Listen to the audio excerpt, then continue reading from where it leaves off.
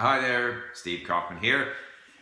You know, today I'm going to talk about sort of the pace, the amount of time, how much, with what intensity we study languages and things that influence that.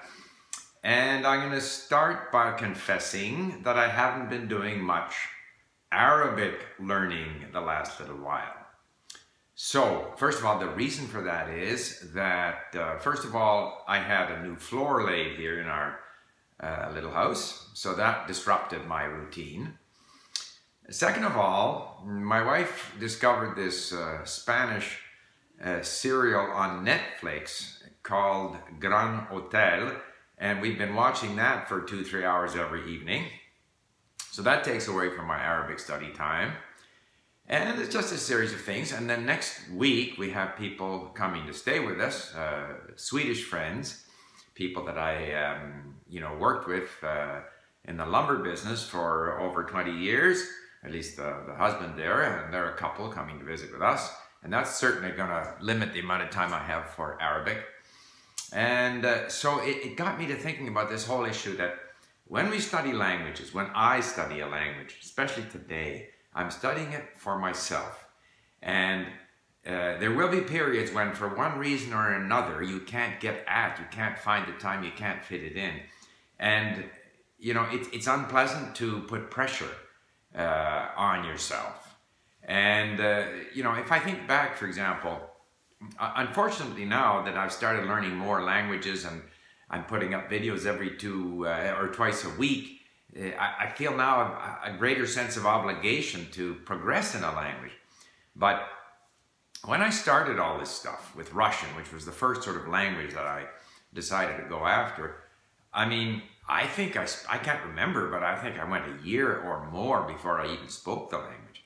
And I had no pressure. No one was watching me. I just learn it when I feel like it. I listen to what I want, I read what I want, and it was tremendously enjoyable. When I went from Russian to Czech, even there, I think I went 6 months without speaking. And some days I understand more of a lesson, some days I understand less, but there's absolutely no sense of pressure. Now, I say to myself, I've been studying Arabic now for a couple of months. I haven't spoken. I don't think I could speak. I better get at it. And I think this kind of pressure is not a good thing because it makes it less enjoyable.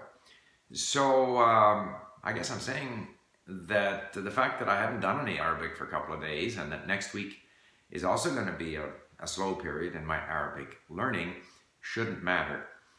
I enjoy it. So why should I be in a hurry? Now, obviously, when I was studying Chinese, or if someone is at university, then there is some pressure because you have exams. And even when I was studying Chinese as a diplomat, we had to write this British Foreign Service exam. So there are some objective or external milestones, external demands placed on you.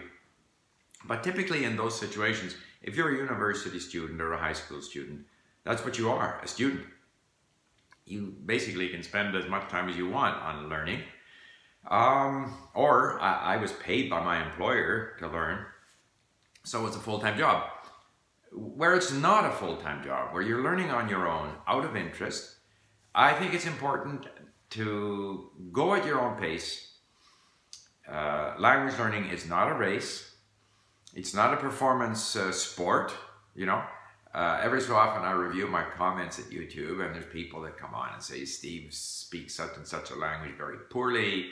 Even those languages that I know I speak well, like Japanese, they'll get on there and say your Japanese is no good and stuff like that. So that's fine. I think it's important always to remember that we learn languages for ourselves primarily. And if we learn languages for ourselves, we will do better. If we learn languages for someone else, maybe we won't do as well. And so given that we learn languages primarily for ourselves, then we learn at our own pace, and circumstances will prevent us from spending the time that we would like with the language. That doesn't matter. I have my goals. I like to do 3 stories a day, but recently I haven't been able to do that. I like to listen, and I still do listen. If I have to get in the car to go and buy something, I listen. But if I go through a period where I'm spending less time and making less progress and learning fewer new words, that shouldn't bother me. To some extent it does, but I shouldn't let it bother me, because any kind of external pressure like that reduces the enjoyment.